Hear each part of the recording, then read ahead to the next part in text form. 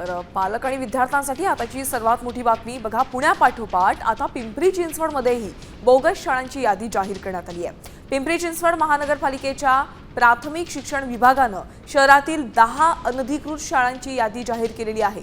या शाळांनी शासनाची कोणतीही परवानगी न घेता आपलं कामकाज सुरू ठेवल्यानं प्रशासनानं त्यांच्यावर कठोर कारवाईचा इशारा दिला। पालकांनी आपल्या पाल्यांचा प्रवेश या शाळांमध्ये घेऊ नये असं आवाहन मनपा प्रशासनानं केलं। या शाळांना यापूर्वी देखील बंद करण्याबाबत नोटीस बजावण्यात आल्या होत्या, मात्र तरीही या शाळा अगदी सर्रासपणे अनधिकृतपणे सुरू असल्याचं निदर्शनास आलंय। तर शासकीय नियमांचं उल्लंघन करून शाळा सुरू ठेवणाऱ्या संस्था चालकांवर कायदेशीर कारवाई करण्यात येईल असा इशारा प्रशासन अधिकारी संगीता बांगर यांनी दिला आहे।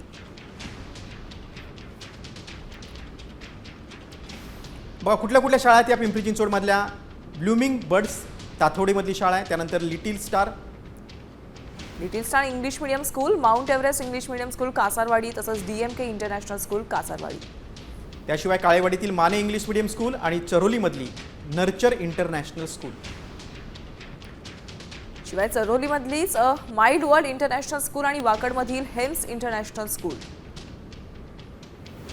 चरोली फाटा इथली कॅटलिस्ट इंटरनॅशनल स्कूल आणि गॅलेक्सी इंटरनॅशनल स्कूल ही मोशी येथील शाळा देखील अनधिकृत असल्याचं समोर आलेलं आहे।